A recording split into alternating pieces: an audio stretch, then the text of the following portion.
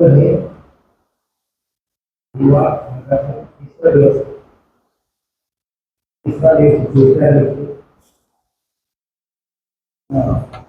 त्यांची दोनच पहिले दिवसापासून आजपर्यंत त्यांची आतुरतेने वाट पाहत होती. त्यांचा परिचय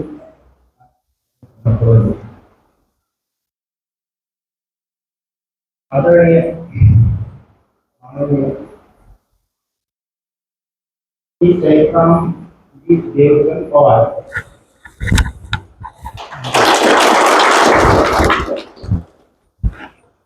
त्यांचं वास्तव्य आहे बारीपाडा तालुका सांगली जिल्ह्यात.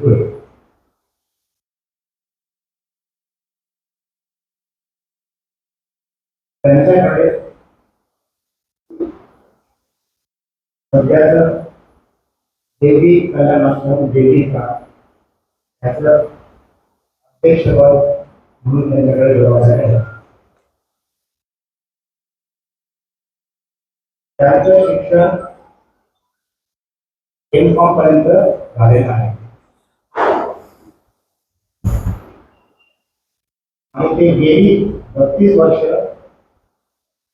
देवी कल्याणाश्रम अंतर्गत महाराष्ट्र राज्यात आंतरराष्ट्रीय स्तरावर त्यांनी 32 वर्ष काम केले आहे आणि करतात. तर त्यांचं हे आंतरराष्ट्रीय काम पाहून बारीपाडा एक भारतातच नाही जगाच्या नकाशावर बारीपाडा हे नाव रुजवलं आहे. तर त्यांना राष्ट्रीय आंतरराष्ट्रीय अशी पुरस्कार मिळालेले आहेत. त्यात गेल्या वर्षी 2024 साली महाराष्ट्र शासनाचा वन विभागामार्फत वनभूषण पुरस्कार हा प्रथमच जाहीर झाला आणि प्रथमच माननीय चैतन्य यांना देण्यात आला. तसेच 2014 साली आदिवासी सेवा पुरस्कार म्हणून त्यांना गौरवण्यात आले महाराष्ट्रात. तिसरा पुरस्कार वसंतराव नाईक पुरस्कार हा पण त्यांना देण्यात आला आणि संत ईश्वर अवॉर्ड दिल्लीला 2019 साली सुद्धा त्यांना देण्यात आला. अशी बरीचशी पुरस्कार त्यांना देण्यात आले. बाकी माहिती आपले सर त्यांच्या मुलाखतीतून आपल्याला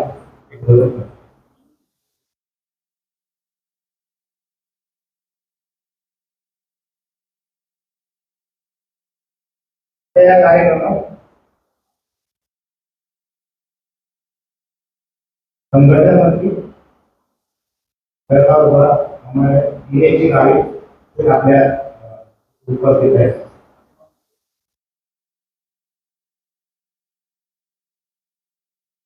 आणि अखिल भारतीय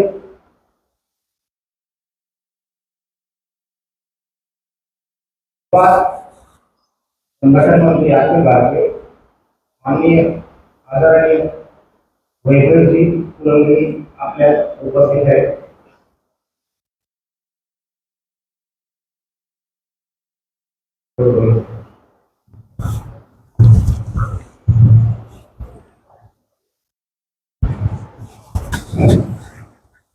नमस्कार, मी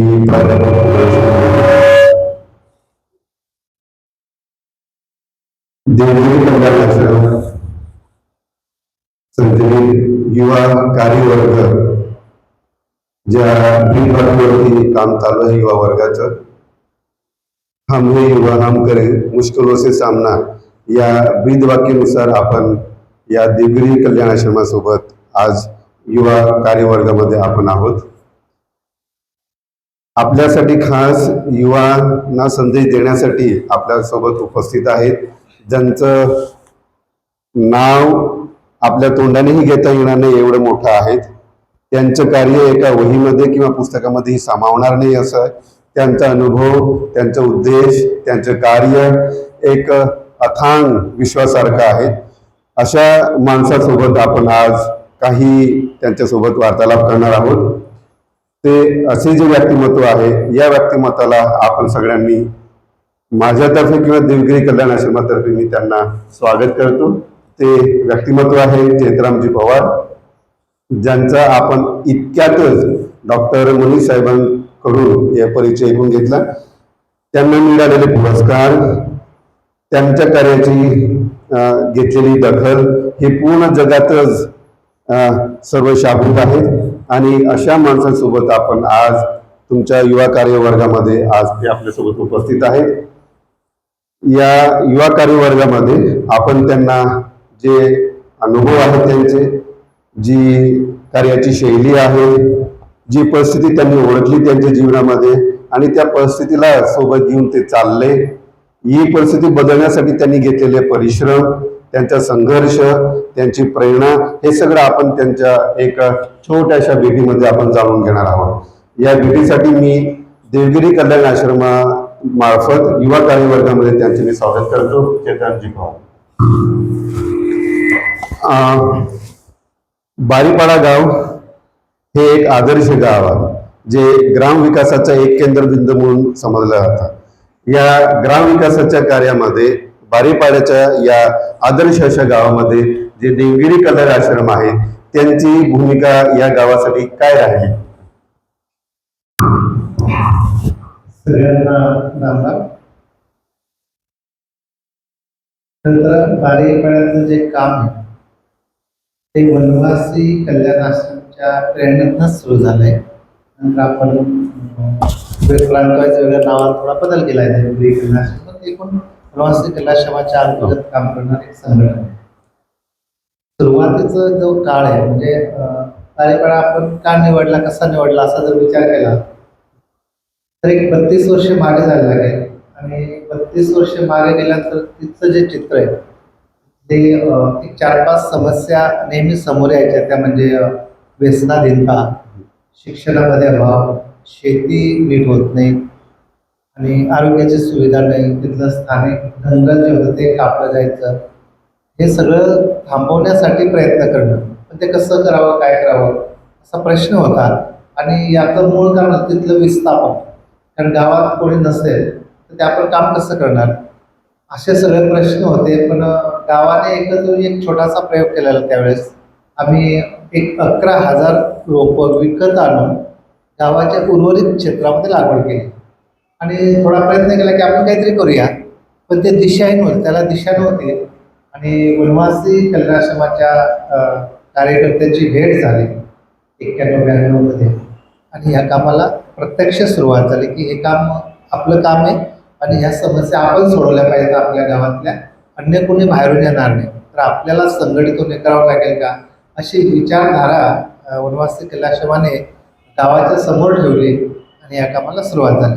त्यामुळे हे जे काम आहे मुळात हे काम देवगिरी कल्याण आश्रमाच्या प्रेरणेतनं किंबहुना देवगिरी कल्याण आश्रमाचंच काम आहे असं समजून आपण ते करतोय.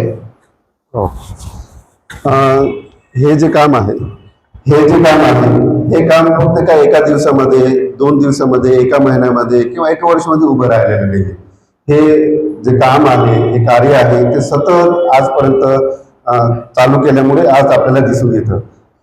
आजचं जर आपण विचार केला, बारीपाडा आदर्श गाव आहे, जे ग्रामविकासाचा एकदम एक नमुना म्हणून त्याला घेऊ शकतो. पण हे कार्य काही वर्षापूर्वी सुरू झालेलं आहे. त्यावेळेस चेतनामध्ये सुद्धा एकदम तुमच्या आमच्यासारखे युवा असतील, अशा प्रकारचे युवा असताना सुद्धा अशा प्रकारचा विचार येणं हे कौतुकाची बाब आहे. हा विचार तुमच्या मनामध्ये हे समस्या जाऊनच तुम्ही विचारात घेतला असाल असं वाटतं. परंतु हा विचार करण्यासाठी सुद्धा तुम्हाला एक परिवाराची किंवा गावातल्या गावकऱ्यांची साथ मिळाली असेल. ती साथ तुम्हाला कशा प्रकारे मिळाली? त्यावेळेस गावाची जी स्थिती होती ती खूप बिकट होती. म्हणजे विस्थापन, लोक पावसाळी शेती संपली की ऊस तोडणीला जाणार, काही द्राक्षे कामाला किंवा वेगवेगळ्या ठिकाणी आपलं घरचं काम आटोपलं थोडंसं की गावाला बांधून बाहेर.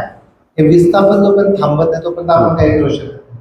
आम्ही 92 मध्ये एक त्याला बचत गट म्हणता येणार नाही, एक मोठा ग्रुप होता तो, एक 60 कुटुंबांचा. त्याला आम्ही त्यावेळेस म्हटलं होतं की वनवासी कल्याण वाहिनी या नावाने तो गट स्थापन केला. लोकांना एकत्र करणं हा त्यामागचा उद्देश होता.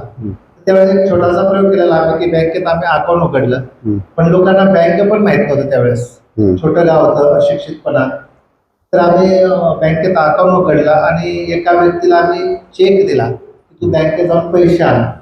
तर तो एकदम घाबरला, त्याला घाम सुटला की आता कसं होईल, हा कागद घेऊन गेल्यानंतर आपल्याला बँकेतनं पैसे मिळतील का. तर आम्ही मॅनेजरला आधी सांगितलं होतं की अशी अशी व्यक्ती येईल आणि तुम्ही त्याला मदत करा. तिथं दातार म्हणून होते, आपल्या कल्याणाश्रमाचे कार्यकर्ते होते डान्सवाडा ब्रँचमध्ये. आणि ती व्यक्ती गेल्यानंतर थोडे घाबरलेल्या अवस्थेत गेला तो आणि त्याला त्या मॅनेजरने बसवलं. त्याला चहा दिला आणि म्हटले की ठीक आहे, तू 500 रुपयाचा चेक काढला, ते 500 रुपये घ्या आणि जा. तो घरी आल्यानंतर एवढा खुश झाला की आपली जी समिती आहे वनवासी कल्याण वाहिनी, याच्या माध्यमातून मी चेक नेला, एक कागद नेला आणि त्याच्याबद्दल 500 रुपये मिळाले. त्या सगळ्या गावात सांगायला सुरुवात केली. म्हणजे असे एक एक विषय आपण हे करत गेलो. याच्यामध्ये त्या गटाच्या माध्यमातून गावकऱ्यांना एकत्र करणं आणि आपल्या गावातली समस्या आपण सोडू शकतो का, असा तो पहिला प्रयोग होता. पण त्याच्यात आम्ही प्रत्येक व्यक्तीकडे 10 रुपये वर्गणी घ्यायचो. पण 10 रुपये वर्गणी घेताना पण लोकांच्या मनात असं होतं की जयरामला नोकरीसाठी कमी पडतील आणि वर्गणी करून हे पैसे खिशाला जाईल. पण हे लक्षात आलं तर आम्ही काय केलं की नोटबुक जे होतं लिहायचं ते माझ्याकडे ठेवलं आणि पैसे आम्ही ना तिसऱ्या व्यक्तीकडे ठेवले. पैशांना मी कधी हात लावला नाही. तर त्यांना कळून चुकलं की अरे ही व्यक्ती आपल्या गावात काय जाणार नाही, आपल्यासाठी काहीतरी करते. असून आम्ही थोडं संघटन बांधलं आणि लक्षात आलं की गावाचं जे जंगल आहे ते 15-20 गावाचे लोक येऊन कापून नेत आहेत. हे थांबवण्यासाठी काय करता येईल म्हणून आम्ही एक छोटी समिती केली. पण त्याच्यात गाववाल्यांचा विरोध होता की जंगल सांभाळणं हे आपलं काम नाही, हे वन विभागाचं काम आहे. आपलं काम मुळे आणणं, घरासाठी वापरणं, घरासाठी लाकूड आणणं, अशी मानसिकता होती.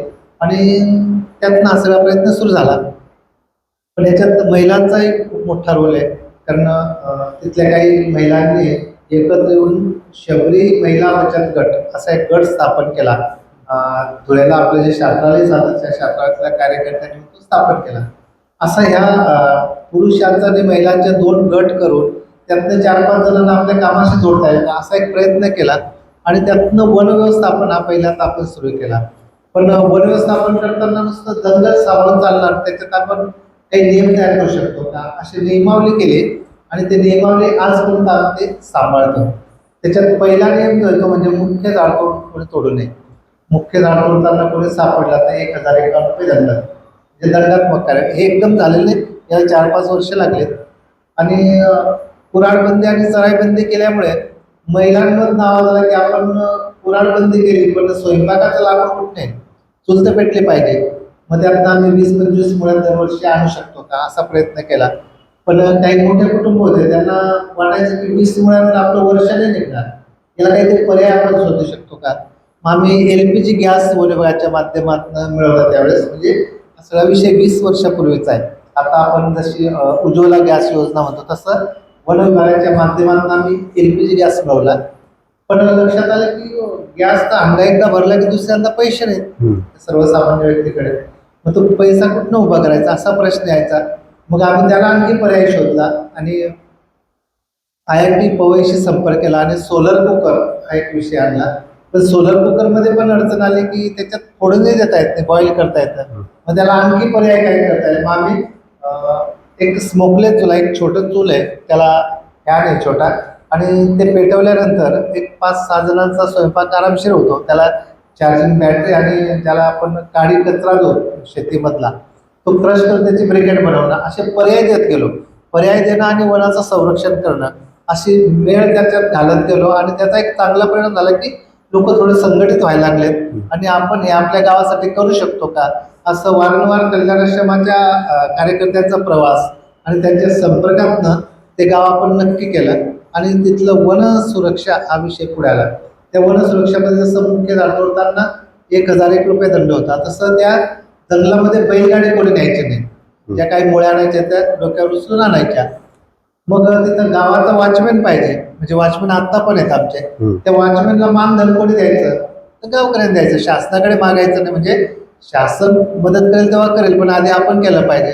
असे नियम केल्यात आणि त्यातनं वॉचमॅनला आम्ही आधी 3 रुपये वर्गणी करायचो, आता 7 किलो धान्य म्हणजे वर्षाकाठी 140 कुटुंब प्रत्येक कुटुंबातनं धान्य येतं. असं म्हणजे तर आपलं ते वनाचं व्यवस्थापन आहे खूप सुंदर पद्धतीने आपण सांभाळलं. नक्कीच आज जे आदिवासी गावामध्ये जास्त करून दिसून येतं ती म्हणजे बेरोजगारी, आणि ही बेरोजगारी जी असते ती स्थलांतराला कारणीभूत ठरते. हे स्थलांतर रोखण्यासाठी आपण जो प्रयत्न केला आणि जे करून दाखवलं की वृक्ष संवर्धन, पाण्याचं व्यवस्थापन किंवा गावाचं एकूणच सगळं आर्थिक नियोजन जे आहे ते तुम्ही केलं जाय. या स्थलांतरावरती जो आदिवासी गावामध्ये जे दिसून येतो हे जे वन संवर्धन आहे हे वन संवर्धनच करू शकतं असं तुम्हाला का वाटलं? नाही, मी सगळे विचारधाराची ती वनवासी कलाश्रमाच्या माध्यमातून रुजवली. त्याच्यामध्ये एक सूत्र आपल्याला मिळालं की आपण म्हणतो ना की स्थानिक संसाधनांचा योग्य वापर करणं आणि ते संरक्षित करणं म्हणजे सांभाळणं आणि योग्य वापर करणं असे दोन्ही बिंदू जोडले आहेत. त्याच्यात आपण म्हणतो की जंगल, जल, जमीन, जल आणि जनावर हे 5 बिंदू. आपण असं बघितलं ग्रामीण भागामध्ये तर जंगल, जल, जमीन, जल आणि पशुधन हे पूर्ण नष्ट झालेले नाहीत, हे काही प्रमाणात शिल्लक आहेत. मग याचं आपण नीट संरक्षण करू शकतो का? म्हणजे आपण असं म्हणूया की संरक्षण, संवर्धन आणि पुनर्निर्माण या तिन्ही गोष्टी जर चांगल्या पद्धतीने केल्या तर आपण आपला त्याला विकास होऊ शकत नाही, पण आपल्या ज्या गरजा आहेत त्या आपण पूर्ण करू शकतो का असा विषय पुढे आला. आणि लक्षात आलं की विस्थापन थांबवायचं असेल ते स्थानिक संसाधनं विकसित झाले पाहिजेत. असं म्हणून आपण जंगल, जल, जमीन, जल आणि पशुधन याच्यावर काम करायला सुरुवात केली. आणि याचा परिणाम जो झाला तो परिणाम हळूहळू पाण्याचा स्तर वाढायला लागला. म्हणजे जंगल वाढत गेलं तसं पाणी वाढायला लागलं आणि पाणी अडवण्यासाठी आम्ही श्रमदानातनं मोठं काम उभं केलंय. म्हणजे आम्ही बघता बघता 485 पेक्षा जास्त दगडी बांध, छोटे छोटे बांध आहेत ते आम्ही बांधले आणि त्याच्यामुळे माती अडवली गेली, त्याच्यामुळे पाणी अडवलं गेलं आणि पाण्याचा स्पीड कमी झाल्यामुळे जमिनीत पाणी मुरायला सुरुवात झाली. त्याचा परिणाम विहिरीला पाणी यायला लागलं आणि शेती विकसित म्हणजे आम्ही वन सांभाळता सांभाळता शेती विकसित करणं असा मुद्दा त्याला जोडला. आणि ते त्या गावाला आपण म्हणूया की ते प्रसन्न झालं, त्या गावाचं भाग्य आहे असं म्हणून त्याला आपण बघत गेलो. तर याच्यातनं शेतीमधनं रोजगार म्हणजे तिथली जी शेती ते विविधता आहे, खूप वेगळ्या प्रकारची शेती होते, त्याला आपण प्रोसेस करून मार्केटमध्ये देऊ शकतो का असा पण त्याला बिंदू आपण जोडत गेलो. म्हणजे शेती विकसित झाली तर खूप जणांना काम मिळू शकतं, आपण बिंदू तिथं जोडलाय. त्यामुळे जंगल, जल, जमीन ह्या तिन्ही बिंदूचा वापर करून माणसाला जागेवर थांबवणं आणि जोपर्यंत आपल्या गावात कुटुंब थांबणार नाही तोपर्यंत आपली शाळा नीट होऊ शकत नाही, तोपर्यंत आपलं शेती विकसित होऊ शकत नाही किंवा आरोग्याचा कुठलाही प्रकल्प आहे तो आपण राबवू शकत नाही. तर गावात लोकांनी थांबावं यासाठी हा सगळा प्रयत्न केला आणि यातनं रोजगार पण मिळत गेला, शेती पण विकसित होत गेली आणि वन पण डेव्हलप होत गेलं. म्हणजे रोजगारामध्ये आपण असं नाही की बारीपाड्यामध्ये आपण थोडा सर्वे केला, 4435 मोहाचे झाड आहेत. आता मोहाचं झाड म्हटलं की आपल्या डोळ्यासमोर पटकन दारू आयुष्य येते, पण त्याचे अनेक खूप फायदे आहेत. तर ते फुलं जमा करणं, ते स्टोर करणं, ते मार्केटला विकणं, त्याच्या बिया जमा करणं, त्याचं तेल काढणं, ते तेल आपण खायला वापरतो तर त्याला मार्केटला किंमत पण चांगली मिळते. असं आपल्याला वनावर आधारित आपला विकास करता येईल का, वनावर आधारित आपल्या गरजा सोडवता येतील का हा मुख्य विषय पकडला आणि त्याला आपल्याला हळूहळू यश मिळत गेलं. आणि त्याचा परिणाम आपण समजू की हे पर्यावरणावर आधारित आहेत. म्हणजे मोहाचं झाड हे फक्त फुलं आणि बी देणार नव्हे तर पक्ष्यांसाठी पण ते खूप चांगलं फळ आहे खाण्यासाठी, त्यामुळे पक्ष्यांची विविध त्याला जोडता येऊ शकतात. असं स्थानिक साधनांचा वापर करून रोजगार निर्मिती असा मुद्दा आपण जोडला. नक्कीच तुमचं जो 5 बिंदू जे आहे जल, जंगल, जमीन आणि पशुसंवर्धन प्लस त्रिसूत्री जी सांगितली तुम्ही संरक्षण, संवर्धन आणि पुनर्निर्माण याच्या आधारावर आपण गावाचा विकास करू शकतो. तुमचं शिक्षण M.Com पर्यंत झालेलं आहे आणि असं जर म्हणू शकतात की M.Com हे बिझनेससाठीच आपण आपल्या दृष्टिकोनामध्ये असतो. बिझनेससाठी असताना सुद्धा तुम्ही गावाचा विकास म्हणजे गाव म्हणजेच कंपनी असं धरलं असं मी समजेल. म्हणजे एक प्रकारचं तुम्ही एक त्या व्यवसायाकडे न वळता गावाच्या विकासाकडे वळलं. या गावाच्या विकासासाठी एक बिझनेस मॉडेल तुम्ही तयार केलं ते म्हणजे वृक्ष संवर्धन. आणि या वृक्ष संवर्धनातून तुम्ही निसर्गाची तुम्ही एखाद्या मुलाप्रमाणे जोपासना केलेली आहे. ही वृक्ष संवर्धन करत असताना तुम्हाला जो समोर जो बिझनेस मॉडेल सारखा दिसत होता तो कसा वाटला तुम्हाला? नाही, मी असं म्हणेन की आता इथं सगळे युवक बसलेले शिकणारे युवक. शिक्षण म्हणजे नोकरी असं आपण सगळीकडे बघतो, पण शिक्षण म्हणजे आपण उत्तम पद्धतीने जगू शकतो का? शिक्षण म्हणजे आपण जगता जगता आपल्या शेजाऱ्यांना आपण पुढे नेऊ शकतो का?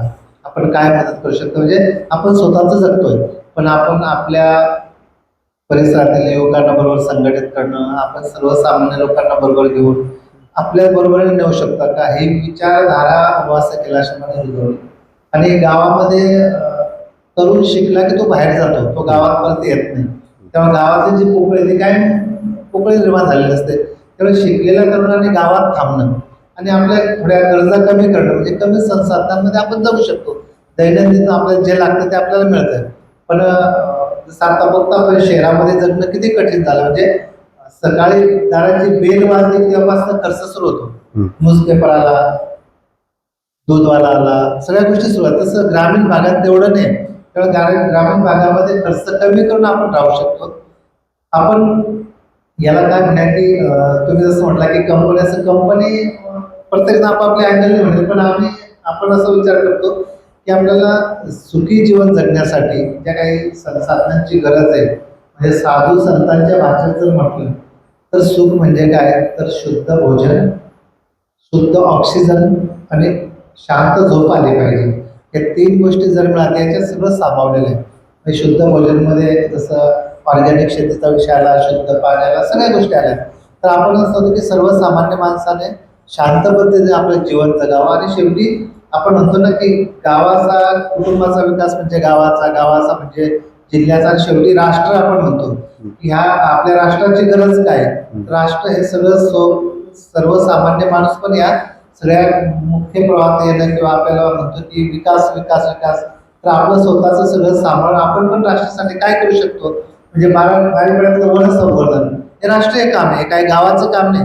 कारण बारीपाड्यात तयार होणारा ऑक्सिजन आपण बलूनमध्ये भरून नाही ठेवू शकत, सगळीकडे जाणार. त्यामुळे ही राष्ट्रीय संपत्ती आणि याचं जतन करणं ही काळाची गरज वाटते. आणि आपण असं म्हणतो की हे 5 बिंदू का, तर आपलं असं म्हणणं आहे की शेवटी माणसाला जगायचं असेल तर या स्थानिक संसाधनांच्या आधारावरच आपल्या गरजा पूर्ण करायला लागतील. विकासाच्या नावाखाली आपण खूप काही केलं तर त्याचा एक वेगळा होऊ शकतो. म्हणजे मगाशी तुम्ही रोजगाराचा विषय मांडला. आम्ही असं होतं की आमच्याकडे छोटं कुक्कुटपालन आहे. सगळ्यांच्या घरांमध्ये आपले देशी कोंबडे असते. आता देशी कोंबडी म्हणजे आपण जर वेगळ्या अँगलने बघितलं ते आपलं ATM आहे. किंवा पकडलं की पैसा मिळतो आपल्याला, त्याला मार्केट शोधायची गरज नाही, किंवा संकलितून कुठतरी आपल्याकडे व्यापारी येईल मग करतील असं बिलकुल नाही. त्यामुळे हे जे स्थानिक खूप छोट्या छोट्या गोष्टी आहेत ना, ह्याला विकासाचे कसं जोडता येईल. म्हणजे आपण म्हणू की आपल्याकडे जमीन किती आहे, आपल्याकडे स्वतःची बैलजोड आहे का, आपल्याकडे गायी किती आहेत, आपल्याकडे बकऱ्या किती आहेत, याचं एकूण बेरीज काढलं की हेच आपलं उत्पन्नाचं साधन होऊ शकतं. आणि हे नीट सांभाळणं ही पण आपली गरज आहे. असं म्हणून आपण याच्याकडे कसं बघतो, म्हणजे बारीपाड्यात आपण एक छोटा सर्वे केला तर लक्षात आलं की प्रत्येक कुटुंबाकडे 5 एकर जमीन आहे. अशी 5 कुटुंब होती की त्यांना जमीनच नव्हती. पण आम्ही डेहराडूनला जे IITS कॉलेज आहे त्याचे प्रिन्सिपल 2001ला बारीपाड्यात आले आणि त्यांनी म्हटलं तुम्ही एवढं सगळं काम करताय आणि 5 लोकांना जमीन आहे, तुम्ही विचार करा म्हणजे. आता बारीपाड्याचं जे जंगल आहे ते 1100 एकरचं आहे. गावकऱ्यांनी दुसऱ्या दिवशी एकत्र आले आणि 1100 एकरमधनं आपण 10 एकर जमीन या 5 कुटुंबांना देऊ शकतो का, तर गावकऱ्यांनी मार्किंग करून देऊन टाकली. वन कायदा झाला 2006ला, आपण जमीन दिली 2001ला, म्हणजे कायदा व्हायच्या आधी. त्यामुळे बारीपाड्यामध्ये भूमी कुटुंब शून्य आणि वृक्षतोड करून शेती करणारं पण शून्य. हे गावाने एकत्र करायचे निर्णय आहेत. त्यामुळे विकास काय करायचा किंवा आपल्या गरजा कशा सोडवायच्या हे गावाने एकत्र होऊन जर प्रयत्न केलेत तर त्याचा एक चांगला परिणाम हा होऊ शकतो. म्हणजे आम्हाला प्यायला पाणी नव्हतं, मी मगाशी म्हटलं की पिण्याचं पाणी नव्हतं, आरोग्य नव्हतं, शिक्षण नव्हतं, शेती विस्कळीत होती. पण हळूहळू काम वाढत गेलं. आम्ही आता आजच्या तारखेला 5 पाड्यांना बारीपाड्यातनं पाणी सप्लाय करतो प्यायचं, हे स्वतःची गरज भासून. हे मला वाटतं खूप मोठे बदल वरच्या स्तरावर आपण विचार केला तर आपल्याला दिसून येणार. आज बारीपाड्याबद्दल आम्ही दुसरी गोष्ट जे ऐकतो आदर्श गाव म्हणून ऐकतो पण जो रानभाज्या महोत्सव म्हणून बारीबाळाचं पूर्ण जगामध्ये नाव आहे. या रानभाजी महोत्सवासाठी आपल्याकडे आदिवासी समुदायामध्ये जे असलेले जे परंपरागत ज्ञान आहे ते तुम्ही या रानभाजी महोत्सव किंवा त्या भाजीचे जे गुणधर्म आहेत ते लोकांना सांगण्यामध्ये तुम्ही कितपर्यंत या परंपरागत ज्ञानाचा उपयोग केला?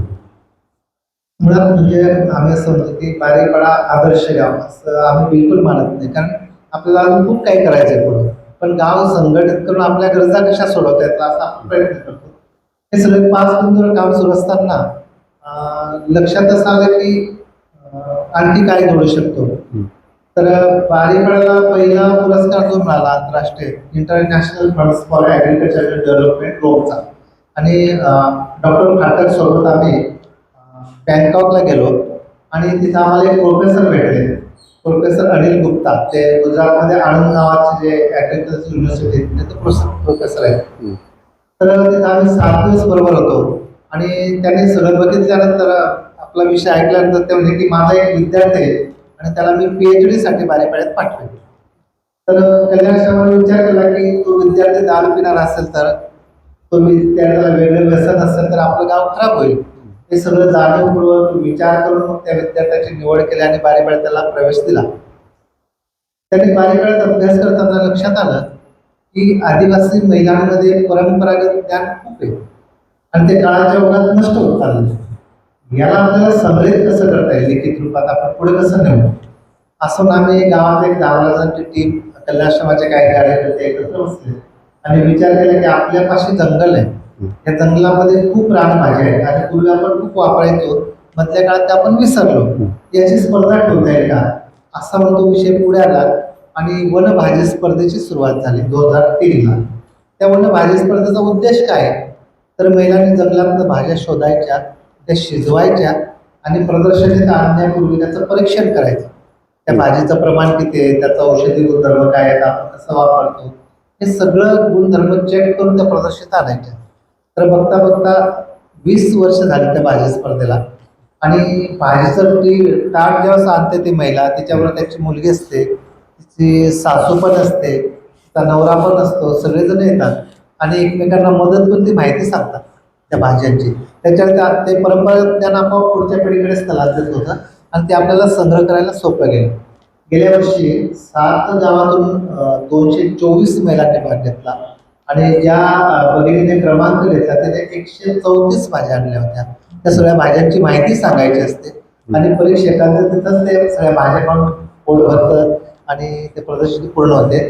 तर ह्या स्पर्धेमुळे महिलांचं संघटन, महिलांचं आरोग्य, म्हणजे याला आपण असे बिंदू जोडले की तुम्ही भाजी करताना, चिरताना नखं कापलेत का, भाजी करताना तुम्ही मिसरी लावून पदरला पुसला की साबणाने धुतले, तुम्ही कुटुंब नियोजनमध्ये किती सहभाग घेतलाय, तुम्ही पिण्याच्या पाण्यामध्ये जीवन ड्रॉप वापरतायत का, तुम्ही पावसाळा आहे मच्छरदाचा वापर करतायत. छोट्या छोट्या गोष्टी की ज्याला शासनाच्या मदतीची गरज नाही, असे बिंदू त्या स्पर्धेला जोडले. खूप भगिनी अशिक्षित आहेत, त्यांना समोर येऊन बोलायची हिंमत नसते, पण त्यामुळे भाजी स्पर्धेमध्ये सहभागी झाल्यामुळे 15-20 जण अशा लाईनीत उभे असतात की आधी मी माझी माहिती सांगेन. म्हणजे हे जे महिलांमधलं परिवर्तन आपण म्हणतो की या शाश्वत विकासामध्ये सगळ्यांचा सहभाग पाहिजे. त्यामुळे वन भाजी स्पर्धेची सुरुवात झाली, परंपरागत ज्ञान त्याला जोडलं गेलं आणि पूर्ण जंगलाचा आपण बॉटनिकल सर्वे केला. 435 पेक्षा जास्त व्हरायटी मिळतात झाडांच्या, भाज्याच्या, असा तो सगळा डाटा पुढे आला आणि मग कळालं की अरे आपल्या जंगलाची एवढी किंमत होऊ शकते, एवढ्या वनस्पती आहेत आणि हे जंगल आपलं आहे, RFO, CCF, DCF कोणी हे देणार नाही याची पण खात्री झाली. आणि यामागे संघटन आणि आपल्या कार्यकर्त्यांना कसं आपल्याला त्याच्यात जोडता येईल असा एक प्रयत्न चालला. तुम्ही म्हणाल की जंगल म्हणजे एक प्रकारचे बँकर्स आहेत आणि पशुधन म्हणजे एक प्रकारचं ATM कार्ड आहे. यानुसार आपण जे स्वप्न बघितलं होतं बारीपाड्यासाठी आणि हे स्वप्न बघत असताना एवढा मोठा 30-40 वर्षाचा प्रवास आहे, या प्रवासामध्ये तुम्हाला असं कधी वाटलं नाही की आता आपल्याला जे करायचं होते पूर्ण स्वप्न झालं, आता थांबून जावं आणि परत तुम्हाला काही अडचणी आल्या असतील किंवा या परत तुम्हाला फिनिक्स पक्षासारखं उठून उभं राहावं, काही अशी जी प्रेरणासारखी असते किंवा विचार जो असतो थांबू जायचं आणि परत काम करायला लागायचं, असं काही अवस्था आल्या ते तुमच्या या प्रवासामध्ये? अडचणी खूप येतात, पण अडचणीबरोबर चांगले क्षण पण असतात. म्हणजे आम्ही जस्ट बँकॉकला पुरस्कार घ्यायला गेलो, तर पुरस्कार घेऊन आल्यानंतर आमची 7 किलोमीटर मिरवणूक काढली वाजत गाजत 2003 आणि मिरवणूक संपल्यानंतर 2-3 दिवसाने गावाकडे प्रश्न केला की पुरस्काराचे पैसे कुठे आहेत. आता ते आंतरराष्ट्रीय पुरस्कार होते, त्याच्यात फक्त सर्टिफिकेट होतं आणि जे काय मदत ते भारत सरकार करेल त्याच्यात कुठल्याही प्रकारचा आर्थिक मदत नव्हती. तर त्यावेळेस खूप वाईट वाटलं की अरे कशाला घेतला पुरस्कार घेतला नसता तर चांगलं झालं असतं. म्हणजे लोकांना एकत्र करण्यामध्ये 1 वर्ष गेला की पुरस्कार नव्हता, पुरस्कारामध्ये पैसे होते, सगळं सांगायला लागलं. पण त्याच्यावर चांगल्या गोष्टी घडत गेल्या. म्हणजे 2008ला श्रद्धेय जगदेवरावजी उरावर बारीपाड्यात प्रवास केला. आपले माननीय अध्यक्ष होते कैलासवासी अखिलराष्ट्रीय. तर 2008ला आल्यानंतर असं वाटलं की हे काम चांगले आहे आणि आपण हे केलं पाहिजे, सातत्य ठेवलं पाहिजे, अशी प्रेरणा त्यातनं मिळत गेली. त्यानंतर 2 वेळा माननीय अध्यक्षांचा प्रवास त्यावेळी झालेला, सरसंघचालकांचा प्रवास झालेला, राज्यपाल येऊन गेले. तेव्हा असं वाटतं हे काम आपण सातत्याने पुढे न्यायला पाहिजे आणि फक्त बारीपाड्यासाठी करावं का, तर बिलकुल नाही. आता इथं डॉक्टर जे बसलेले डॉक्टर सुरेश उमेश देशमुख बसलाय. आपण पुढे जाऊन एक 10 गाव नक्की केले संकुलमध्ये की जंगल जन जमीन जनाने पशुधन, आपण याची व्याप्ती वाढवू शकतो का.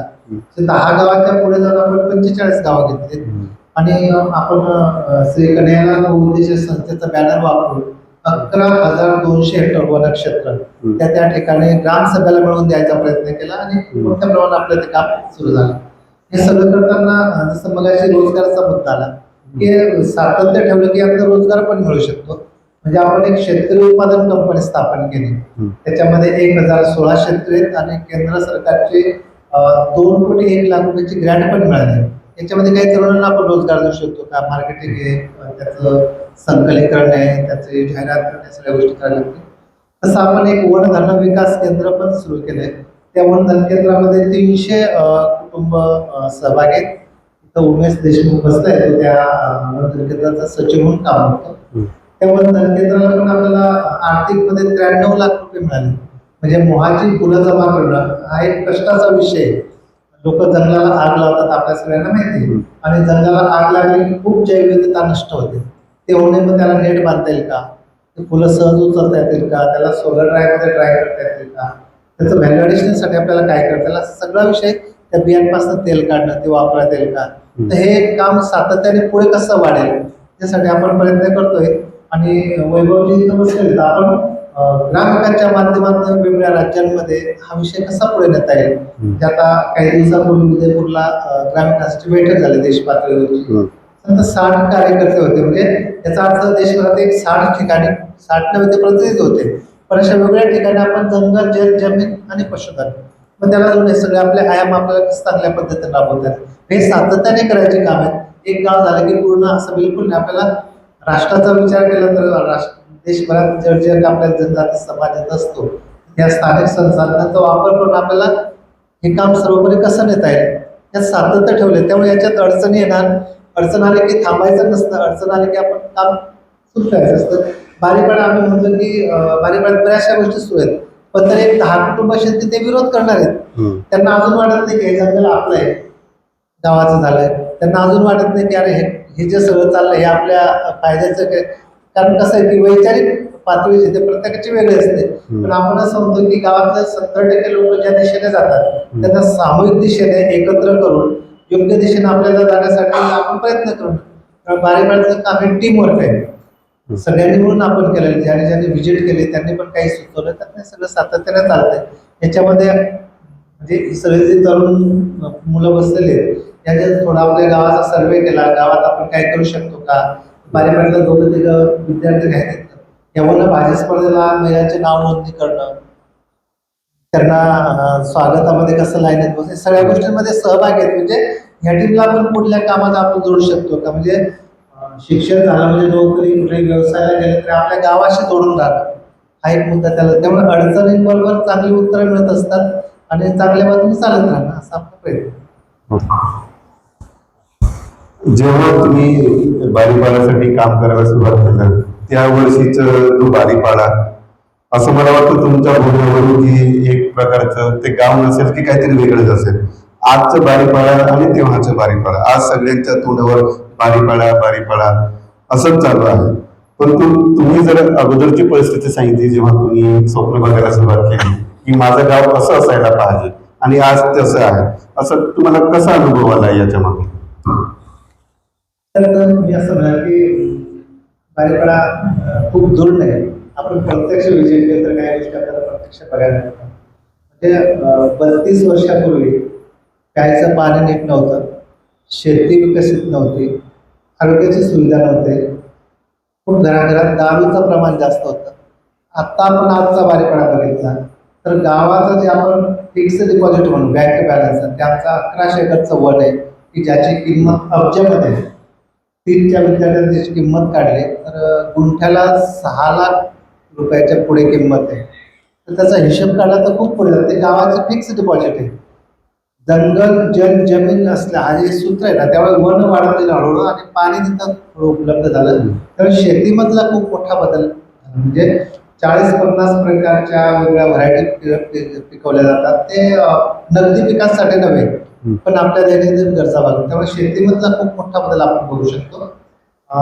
गाव संघटित झालं त्यामुळे वन संवर्धन, गाव संघटित झालं तर शेतीमधला बदल, आणि गाव संघटित झालं तर 4-5 गावांना पाणी सप्लाय करू शकतं. हा महत्वाचा बदल आहे. शिक्षणामध्ये आता मुली मुलगा दोन्ही जर असतील तर भेदभाव नाही, चांगल्या पद्धतीने शिक्षण पुढे झालेलं आहे. आरोग्यामध्ये खूप चांगला आता जागरूकता आलेली आहे, सगळेजण त्याला हे करतात. आणि आपण असं होतं की संघटितपणाने पुढे कसं नेता येईल असा प्रयत्न केला आणि आपण क्लस्टरमध्ये जे काम सुरू केलंय पुढे परिवर्तनमध्ये म्हणतो की हे वास्तव हे प्रत्यक्ष बघितलं तर याचं काही गावांमध्ये आपण पुनर्निर्माण करू शकतो का, असा पण एक प्रयत्न केला. आणि तेव्हा असं वाटतं की शाश्वत विकासासाठी आपल्या अवतीभोवती जी संसाधनं आहेत त्याचा योग्य वापर करून जर आपण पुढे चालत राहिलो तर ही चांगली स्थिती आपल्याला येऊ शकते. आणि शेवटी विकास विकास विकास काय तर ELTPचा एक ग्रुप बारीपाड्यात आला होता की त्यांनी सगळं बघितल्यानंतर ते म्हणे इथं सगळ्या नोकऱ्या दिसत आहेत आणि तुम्ही म्हणता की आमच्या गरजा पूर्ण होत आहेत, तर ते कसं? तर त्यांनी 4 घरांमध्ये व्हिजिट केल्या आणि त्या 4 घरातल्या लोकांनी जी माहिती सांगितली त्याने लिहिली आणि आम्हाला राष्ट्रीय स्तरावरचा जैवविविधता पुरस्कार त्यांनी डिक्लेअर केला. त्याच्यामध्ये 5-6 मुद्दे त्याने घेतलेत की तुमच्याकडे संपत्ती किती आहे. तो लोक म्हणायचे की आमच्याकडे संपत्ती म्हणजे बँक बॅलन्स तर काहीच नाही, बँकेत अकाउंट नाही, पण आमच्याकडे 5 एकर जमीन आहे, त्याची किंमत तुम्ही लावा. आमच्याकडे घरामध्ये वर्षभर पुरेल एवढं धान्य आहे, आमच्याकडे स्वतःची बैलजोडी आहे, आमच्याकडे 5-6 शेळ्या आहेत, 20-25 कोंबड्या आहेत, आणि काय म्हणजे की 2-3 एकर इरिगेशन आहे, बाकी कोरडवाहू आहे. असं सगळी बेरीज काढली तर 50 लाखापेक्षा जास्त त्याची किंमत होती, पण बँकेत अकाउंट नाही. तेव्हा त्यांनी हसता हसता गावाला तो पुरस्कार दिला. आणि त्याचा दुसरी बाजू एक बघितली की लोक त्याच्यात समाधानी आहेत. किती पुढे जायचं, किती पुढे जायचं, किती पाहिजे, आपल्या गरजा कशा कमी करता येईल. म्हणजे आम्ही असं म्हणतो की ग्रामीण भागातलं कुटुंब आहे, त्याच्याकडे एक 4 जोड कपड्याचे असते की पुरा होतात. त्याला राहायला घर आहे, शांत झोप लागते, तो शेतात असतो रोजचा. कधी कधी काही जण म्हणतात की व्यसनाचं प्रमाण किती आहे, कारण आमच्याकडे मोहाची झाडं खूप आहेत. त्या लोकांना वाटतं की इथं रोज दारू पिकत असेल, रोज दारू पिऊन लोक बसत असतील.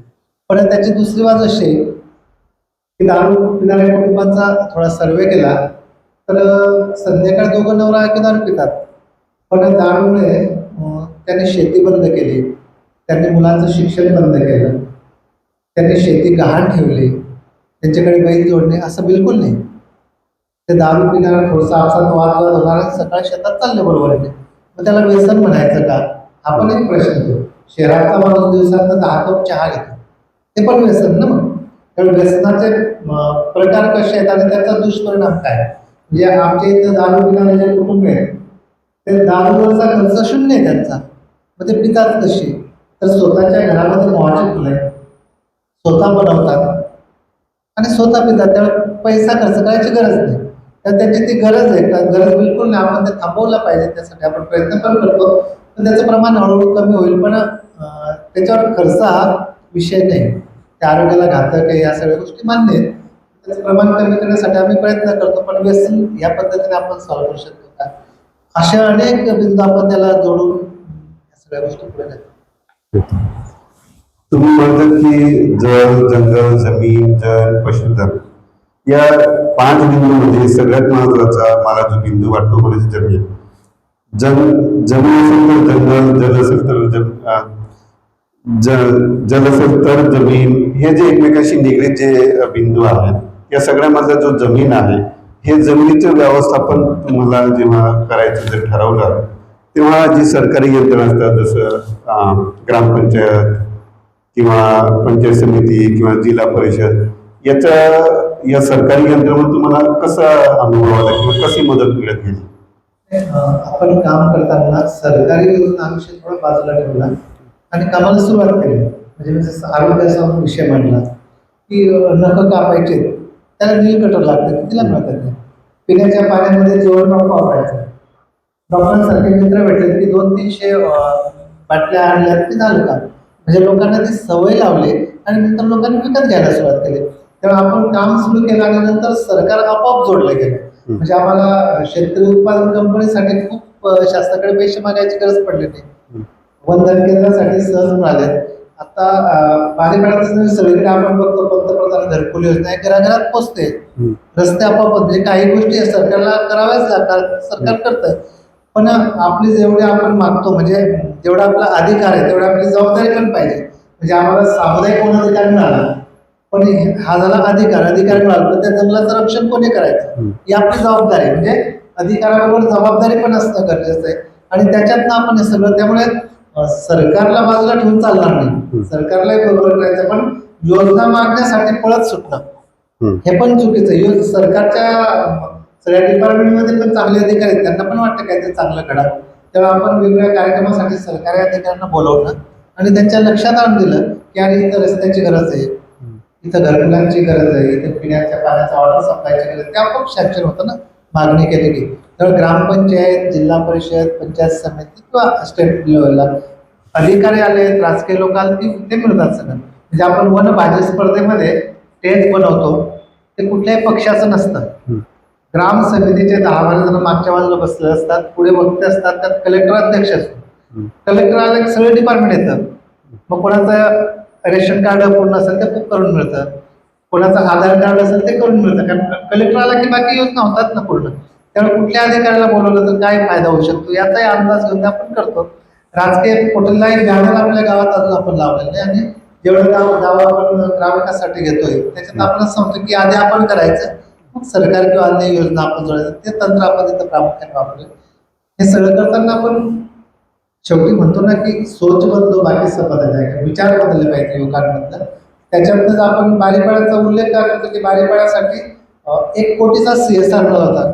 गुजरातचे आपले सुनीलजी त्रिवेदी त्यांनी जोडून दिलेला. मुंबई स्थित एक कंपनी होती मीनाक्षी मेहता वेलफेअर फाउंडेशन, आणि त्यांनी 1 कोटी रुपये देऊ केलेत. पण आम्ही त्यांना असं म्हटलं की आम्हाला पैसा नकोय, आम्ही गावाचा एक आराखडा केलेला आहे आणि त्याला आम्हाला तुम्ही त्या क्षेत्रात काम कराल का. ते म्हणजे की हो करा. तर आपण सोलर पंप सिस्टीम लावून घेतली गावामध्ये. म्हणजे एनर्जी हा विषय जो होता की स्वतःची एनर्जी पाहिजे, पण ते फक्त बारीपाड्यासाठी न ठेवता आपण एक 4 गावांना ते पंप दिलेत.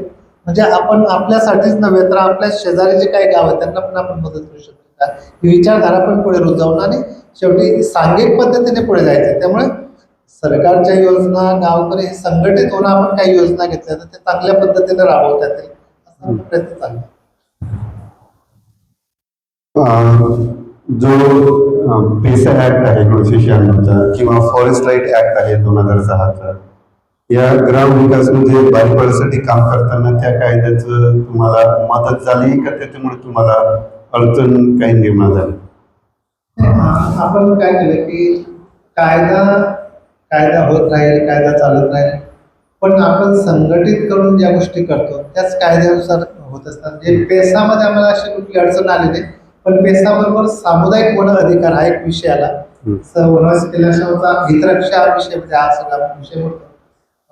गिरीजी कुबेर आपले ज्येष्ठ कार्यकर्ते संजय कुलकर्णी ही सगळी केंद्रीय स्तरावरची टीम आहे आणि त्या ठिकाणी प्रयत्न करून सामुदायिक वन अधिकार हा कायदा कसा चांगला राबवला जाईल. त्याच्यामध्ये पाड्याची ग्रामसभा होऊ शकते. म्हणजे पेसामध्ये ज्या विषय तेच विषय जवळपास येतात. पाड्याची ग्रामसभा होऊ शकते, त्या पाड्याला टोळ्याचं जे काय असेल ते आणि याच्या आधारावर आपण 45 गावांना जो म्हणजे देवगिरी प्रांतामध्ये, जसं आपण पश्चिम महाराष्ट्रामध्ये पण काही अधिकार दिले आहेत. आता छत्तीसगडमध्ये पण 10 गावांना तो अधिकार मिळाला. इथे शिरपूरमध्ये आपण जिथं बसलोय तिथं 100 हेक्टर प्रमाणे 100 गावांना वन अधिकार दिला गेला आहे. पण ते तो किती गावाने तो व्यवस्थित राबवला वगैरे हा एक वेगळा विषय आहे. त्यामुळे कायद्याचा योग्य वापर करण्यासाठी आपण कोणाला विरोध न करता आपण आपल्याला जो रस्ता मिळाला आहे या सगळ्या कायद्यांचा योग्य वापर करून पुढे जाणार. त्यामुळे पेसा आणि सामुदायिक वन अधिकार याचा आपण योग्य उपयोग करून हे सगळं आपलं काम चालतं.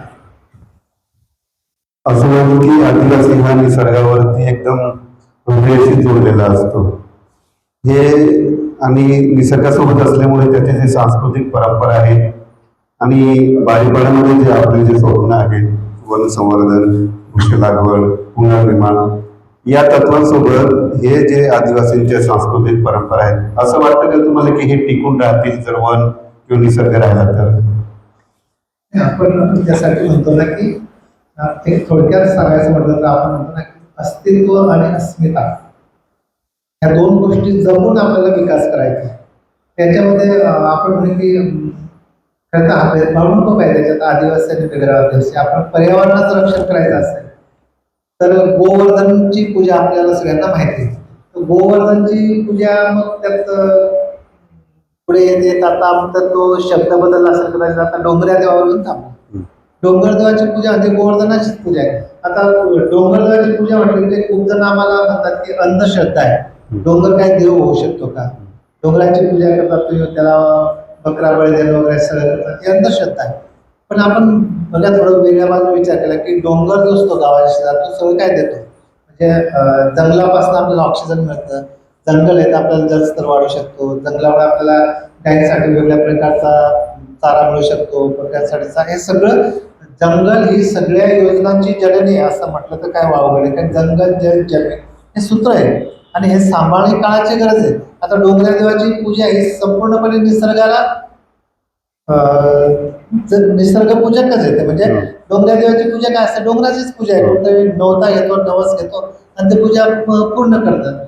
या परंपरांमध्ये बघा कसं आहे की आता आपल्याला सगळीकडे माहिती आहे की लग्न असतं आपलं, लग्नामध्ये मांडव असतो. त्या मांडवाच्या दिवशी एक मुख्य मराठीत कोकणी भाषेत वेळ म्हणतात त्याला, एक दांडा काढला जातो आणि तिथं त्याच्याजवळ हळद लावायचं मडकं ठेवलेलं असतं आणि त्या हळदी लावल्यानंतर त्या हात धुतले की त्याच्यावर ते झाड जिवंत असतं. म्हणजे ही संस्कृती किती चांगली आहे याचं एक जिवंत उदाहरण की लग्न व्हायच्या आधी वृक्ष लागवड. तर तुम्ही ग्रामीण भागात फिरला तर दाराजवळ तुम्हाला पंगारा, उंबर, पाये, सावळ ही झाडं दिसतील. याचा अर्थ त्या घरात 2 वर्षापूर्वी लग्न झालंय, 3 वर्षापूर्वी लग्न झालंय, 10 वर्षापूर्वी लग्न झालंय, याचं ते सिम्बॉल आहे.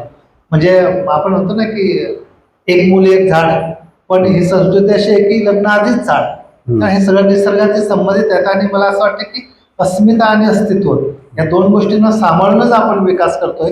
कारण ह्या दोन गोष्टी बाजूला ठेवल्या तर विकास करण्यात काही अर्थच नाही. म्हणजे मोठमोठ्या इमारती बांधल्या काय सगळं, पण पर्यावरणाचा ऱ्हास करून चालणार नाही.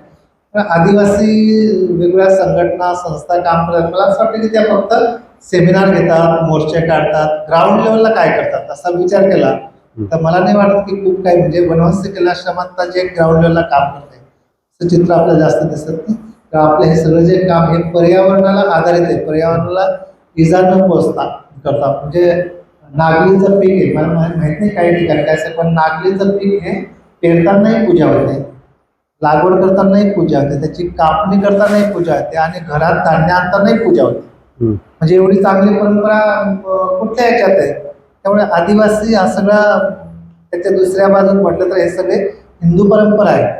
पण आपल्याला लोक म्हणतात की आदिवासी म्हणजे हिंदू नाही, आदिवासी हे आणखी वेगळा विषय केला सगळा. पण निसर्गपूजक म्हणजे आम्ही निसर्गपूजक आहोत, पण अन्य समाज काय, वटपौर्णिमेला कुठली पूजा होते, ह्या सगळ्या गोष्टींचा विचार करता आपण सगळेजण निसर्गपूजकच आहोत आणि आपल्याला निसर्गाला बाजूला ठेवून आपला विकास करणं शक्य नाही, त्याला बरोबर घेऊनच चालायला. मी नाही पण आम्ही. आणि विकास हा फक्त सरकारच्या जबाबदारीवरती सोडून न देता आपण स्वतःहून त्याच्यामध्ये जर सहभाग घेतला तर विकास नक्कीच साधता येईल. असं मी ऐकलं आहे की आपल्या बारीपाड्याला आंतरराष्ट्रीय स्तरावरून किंवा देशभरातून विविध प्रकारचे वेगवेगळे विद्यार्थी अभ्यासासाठी येतात.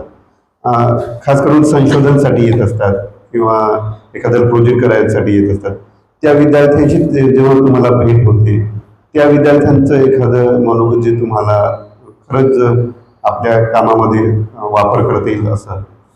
त्याचं चांगलं उदाहरण आपण म्हणू शकतो की डॉक्टर शैलेश शुक्ल जो आता कॅनडामध्ये प्रोफेसर आहेत, ते बारीपाड्यात आले नसते तर वनभाजीचा जन्म झाला नसता. वनभाजी संकल्पना ही डॉक्टर शैलेश शुक्लने सुरू केली आणि ती बारीपाड्यात सातत्याने पुढे नेले. आणि आज लक्षात आलं की अरे बायोडायव्हर्सिटीचा कायदा झाला 2002ला, बारीपाड्याचं काम हे त्याच्या 2 वर्ष आधीच सुरू झालं. या अशा व्यक्तींमुळे झालं. सई अल्दुले पुण्यातले आणि ती हेडेलबर्ग युनिव्हर्सिटी जर्मनीमध्ये प्रोफेसर आहे. तिने बारीपाड्यावर PhD केली आणि तेव्हा आमच्या लक्षात आलं की बारीपाड्यामध्ये आणि परिसरामध्ये 50 ते 60 प्रकारच्या परंपरागत व्हरायटी पिकांच्या, तर हे सगळं फायद्यांच्या जास्तच आपल्याला म्हणता येईल. देशातल्या 4 IITचे विद्यार्थी होऊन गेले, म्हणजे Mumbai IIT, Delhi IIT, Roorkee IIT आणि खडगपूर. यात मुंबई IIT वाल्यांकडून आपल्याला ते सोलर कुकरचा जो विषय तो त्याला आपल्याला चालना द्यायला लागला. आणि चांगली गोष्ट आनंदाची असं म्हणता येईल की आता येत्या 10 तारखेला दिल्ली IIT मध्ये मला वाटतं 6 विद्यार्थी काहीतरी या 10 तारखेला बारीपाड्यात पोहोचत आहेत. तर असे विद्यार्थी येत असतात. MSW चे विद्यार्थी आहेत. त्याच्यामध्ये टाटा ट्रस्ट टीसचं जे तुळजापूर शाखा जे तिथले विद्यार्थी आता दरवर्षी आपल्याकडे येतात गेली 6-7 वर्षापासून. आणि ते आले तर आपल्याला शिव्याच घालायचे कल्याण आश्रमाच्या ऐकून नावावर. पण आता ते एवढे आपल्याशी जवळीक झालेत की ते आता त्यांच्या कॉलेजला लेक्चरला बोलवतात. आपले माननीय गिरीजी कुबरे ते त्यांच्याकडे जात असतात. असं म्हणजे आपला विषय एक शाश्वत मध्ये असं म्हणूया आपण की आपण जे काम करतो ना ते अन्य संस्था संघटनांपेक्षा आपण 30 ते 40 वर्ष पुढे आहोत. म्हणजे आपण 30 वर्षापूर्वी ज्या विषयांना सुरुवात केली ते आता करतायत. त्यामुळे आपण पुढे होतो. आधी पुढे जाण्याचा आपल्याला एक गती मिळाली. आपण सांघिक पद्धतीने जातो, आपण सगळ्यांचा विचार करतो. कारण मला असं वाटतं की येणाऱ्यांचा हा एक खूप चांगला मोठा फायदा आपल्याला होतो. आपले जे संभाषण आहे ते संपवण्याबरोबर मी काही आपल्या युवा वर्गामध्ये जे काही युवक आहेत, तरुण आहेत, त्यांना चैत्रदादांना काही प्रश्न करायचे असेल तर तुम्ही आमंत्रित आहात.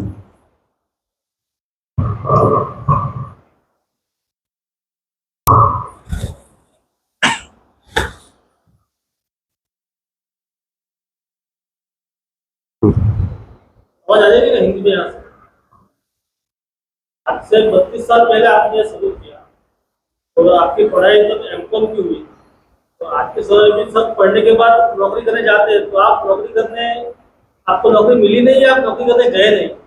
एक बात ये है, तो ये जब काम शुरू किया तो परिवार और गांव का लोगों का आपके साथ उनका रिएक्शन क्या रहा? पॉजिटिव नेगेटिव कैसे रहा? मराठीत बोलू ना? हो. मी M.Com 93ला केलंय आणि त्याच्या आधी मला वनवासी कन्याश्रमाचा माझा संपर्क झाला. माझं 2 ठिकाणी सिलेक्शन झालं. एक कृषी अधिकारी नाशिक या कार्यालयात ट्रेसर म्हणून मी 2 वर्ष ITIचा पण कोर्स केला होता, प्रोसेस मेकॅनिकलचा. आणि दुसरी निवड झाली होती ती एअरफोर्समध्ये. पण मी गेलो नाही. मला डॉक्टर आनंद फाटकांनी कन्याश्रमाच्या टीमने असं थोडं लक्षात आणून दिलं की स्वतः खूप पुढे जाऊ आपण, स्वतःचं कुटुंब पुढे जाईल, पण आपण आपल्या परिसरासाठी, गावासाठी, समाजासाठी शेवटी कोण काम करणार. आणि ह्या सगळ्या शब्दांना मी बळी पडलो आणि तो माझा आयुष्यातला टर्निंग पॉईंट आहे कामासाठी. घरातला विरोध होता की नोकरी करावी, सगळं करावं, पण असे डॉक्टर जिथं बसते असे खूप शेकडो लोक आहेत कल्याणाश्रममध्ये की ज्यांनी या सगळ्या कामाला साथ दिली. पुढे काय विचारलं तुम्ही? गांव के लोगों का क्या आपके तो सुरुवातीला तर गावाचा विरोध होता. गावकऱ्यांचं असं म्हणणं की नोकरीसाठी पैसे लागते, ते बचत गट वगैरे सगळं करायचं चाललंय, आता पैशांचा वापर करते. पण आता तसं काय झालं नाही. आणि एक घटना घडली, ती गावात एक लग्न होतं. त्या लग्नामध्ये पत्ते खेळायची सवय होती खूप. तो पत्ती पेटवायची आणि त्याच्याजवळ पत्ते खेळत बसते. त्याची एक मोठी मारामारी बारीपाड्यात झाली आणि त्या सगळं गाव एकत्र झालं आणि ते म्हटले की अरे लग्नामध्ये अशा प्रकारचा खेळ खेळू नये. याला प्रतिसाद मिळाला आणि आमचं गावाचं संघटन बांधलं गेलं. असं गावाने सुरुवातीच्या काळात विरोध झाला, नंतर संघटित झालं, नंतर मध्ये मध्ये आणखी तुकडा होतो, परत आपण संपर्क करतो आणि एकत्र येतो. म्हणजे आपलं एक संघाचं एक विशेष एक सूत्र आहे ना कि आप प्रवास करो तो संपर्क बढ़ेगा, संपर्क बढ़ेगा तो संगठन होगा, और संगठन होगा तभी हम इससे काम कर सकते हैं. तर हे सूत्र आम्ही पक्क बाळगलं आहे, त्यामुळे जास्तीत जास्त या विषयाला जोर देत करतो.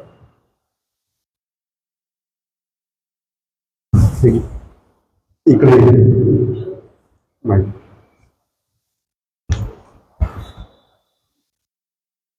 या मी. माहिती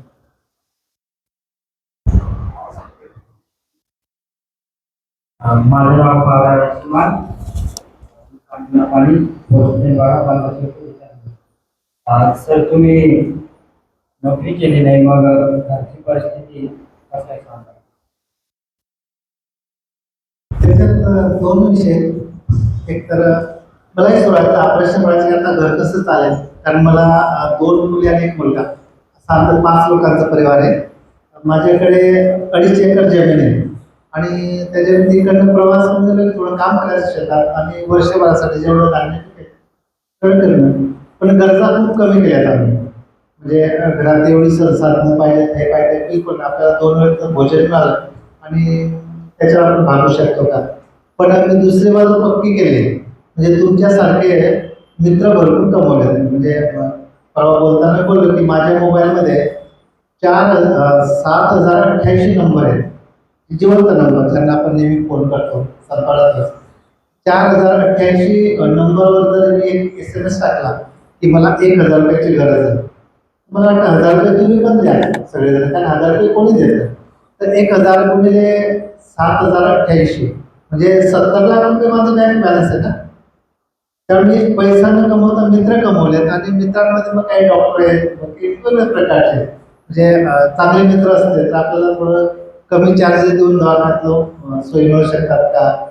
थंडी ताप आला की डॉक्टरांना फोन केला की त्यांच्याकडनं मदत मिळते. अशा याच्यात म्हणजे गरजा कमी करून, कारण कसं असतं की जगायचं म्हटलं की आपल्याला जेवढी संसाधनं मिळतात ते आपल्याला कमी पडतात.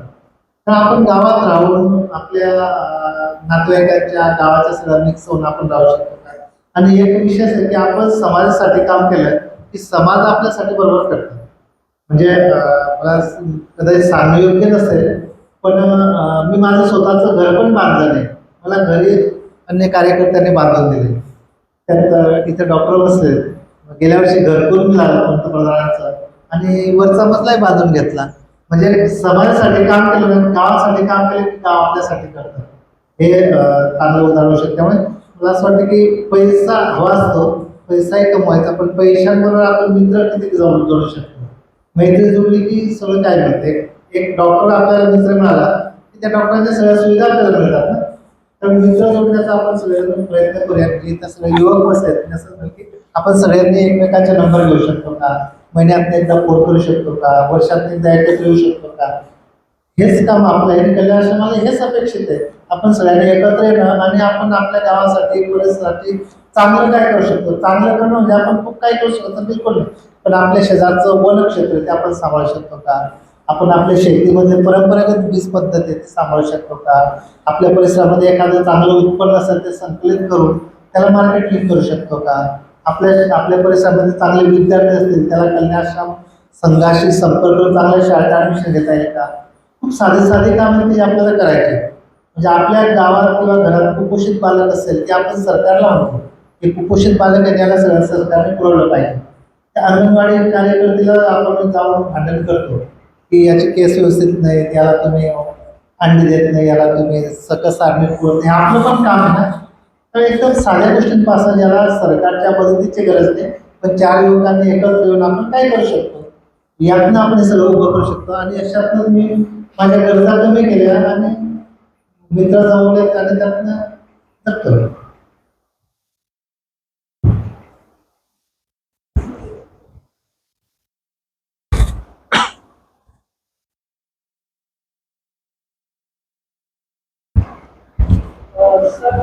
या मी. आपल्या देशाचे पंतप्रधान माननीय नरेंद्र मोदी जे सांगतात आपल्या देशाला विकसित भारतामध्ये किंवा जगातील तिसरी मोठी आर्थिक व्यवस्था आहे. त्याच्यासाठी ते म्हणतात 2047 एक ध्येय लक्ष्य आहे. तसं तुमच्या पुढच्या 5 काळासाठी आपल्या कार्यकाळात किंवा आजपर्यंत काय उद्देश आहे? मी मगाशी म्हटलं ना की आपण 10 गावाचा एक सर्कल केलाय, तर 10 गावांच्या पुढे जाऊन आपण 45 गावं घेतले आणि वनवासी कलाश्रमाच्या माध्यमातून सगळा विषय देशभरात चालतोय ग्रामीण विकास घेऊन.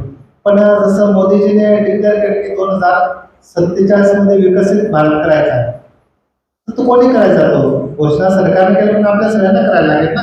इथं उमेश देशमुख आणि डॉक्टर मनीष सुरेश त्यांच्याशी व्यक्तिगत मोकळ्या वेळात बोलू शकता. आपण एक 5 गावांचा मायक्रो प्लॅन केला आहे, जंगल, जल, जमीन, जल आणि पशुधन. याच्यावर आधारित आपण 2047 मध्ये या गावांचा सर्वांगीण विकास कसा करू शकतो असा आपण गावकऱ्यांना एकत्र बसून त्याचा सूक्ष्म आराखडा बनवलाय. म्हणजे येत्या 25 वर्षापर्यंत आपण काय करू शकतो आणि त्याच्या खाली टीप लिहिलेली की आम्ही जे काही 2-3 कोटी रुपये जे काय लागतील गावासाठी शासनाने एकदा दिले की पुढचे 25 वर्षे शासनाकडे आम्ही कुठलाही निधी मागणार नाही. इतकं सरळ तो मायक्रो प्लॅन केलाय. हा खूप अभ्यासाचा विषय आणि विचारपूर्वक केलाय. तुम्ही मोकळ्या वेळात या दोघांची संपर्क केला तर यातनं डिटेल्स तुम्हाला मिळू शकते. याची सुरुवात आपण खरं तर कल्याण आश्रमाने खूप कधीच केलेली आहे. सरकारने घोषणा केली, आता आपल्याला एक संधी काहीतरी करून दाखवायचं आणि याच्यामध्ये पण आपण म्हणतो की हा एक खूप मोठा प्रश्न आहे पर्यावरणाचा. त्यामुळे पर्यावरणावर आधारित शाश्वत विकास असा आपण त्याचा शब्दप्रयोग करू शकतो. किंवा आपण शाश्वत विकासामध्ये जंगल, जल, जमीन, जल आणि पशुधन याच्या आधारावर आपल्याला कसं करता येईल. कारण संसाधनं स्थानिक असले पाहिजे, ते आयात करून चालणार नाही. त्या बाहेरून कमीत कमी आणि गावातनं जास्तीत जास्त उपलब्ध.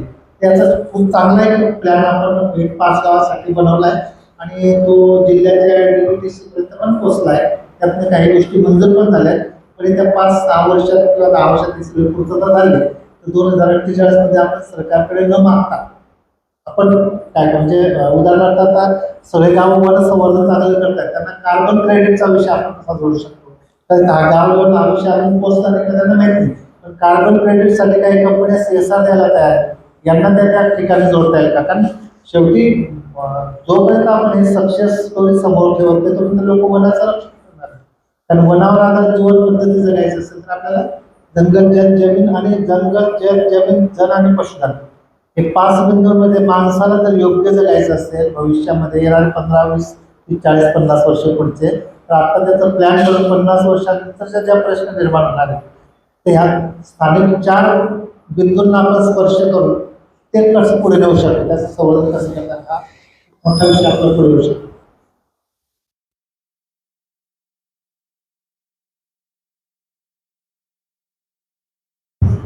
अजून कोणाला काही प्रश्न इकडनं?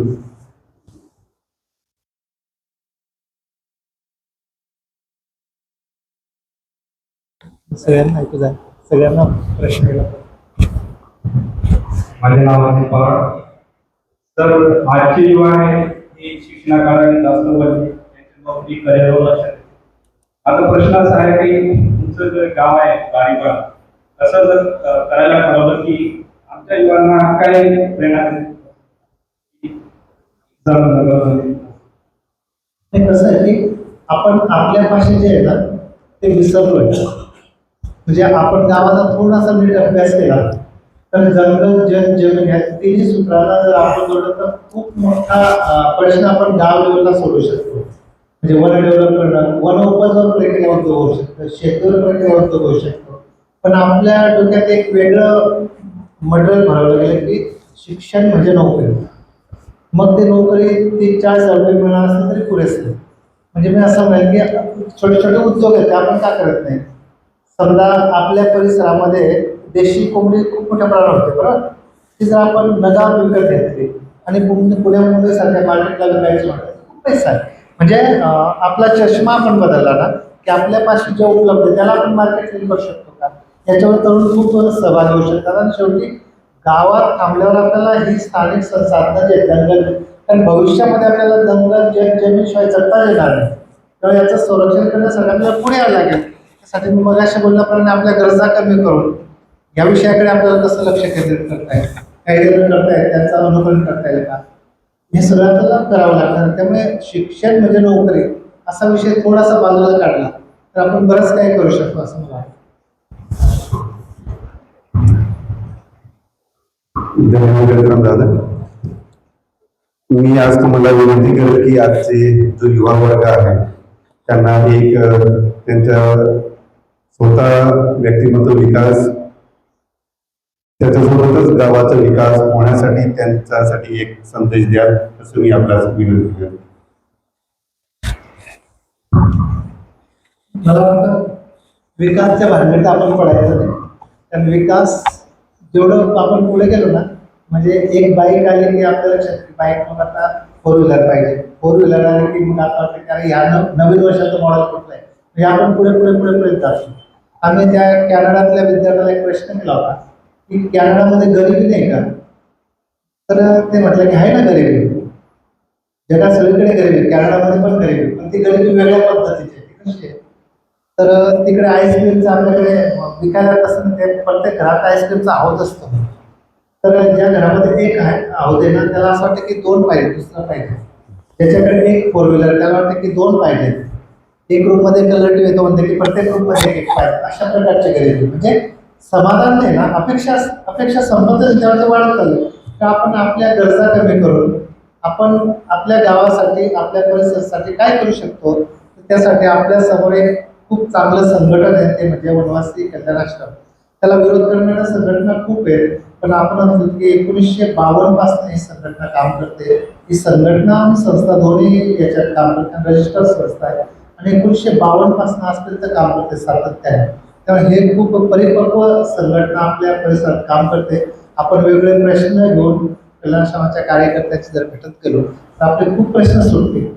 शिक्षण, आरोग्य, शेती या सगळ्यासाठी फक्त आपल्याला आपल्या गरजा कमी करायला आधी शिकलं पाहिजे आणि आपल्या वैचारिक दिशाची ती राष्ट्र निर्माणासाठी आपण काय करू शकतो. आपल्याला असं वाटतं की राष्ट्रासाठी काय, राष्ट्र म्हणजे खूप मोठी संकल्पना आहे, पण आपलं कुटुंब आपण चांगलं करू शकतो, आपण आपलं गाव चांगलं करू शकतो. छोट्या छोट्या गोष्टींपासून जर आपण सुरुवात केली तर मला वाटतं एक चांगला विषय होऊ शकतो. आणि तुम्ही सगळेजण गावातच थांबा असं पण नाही, नोकरीनिमित्त कुठं बाहेर गेला तरी आपल्या गावासाठी आपण काय करू शकतो त्या ठिकाणावरनं हे आपण फक्त लक्षात ठेवून आपली पुढची वाटचाल करावी असं मला वाटतं. धन्यवाद विक्रम दादा. खूप छान मेसेज आहे. आमचे युवा तुमच्या या सांगण्यावरती लक्ष केंद्रित करतील आणि स्वतःचा प्लस गावाचा विकास करतील. तू मी एक रक्त या माणुसकीच्या तत्वावर चालणारी देवगिरी कल्याण आश्रम या युवा वर्गामध्ये आपण आलात त्याबद्दल मी या युवकांतर्फे आणि या देवगिरी कल्याण आश्रमातर्फे मी आभार व्यक्त करतो आणि हा संभाषणाचा कार्यक्रम इथे संपतो. धन्यवाद.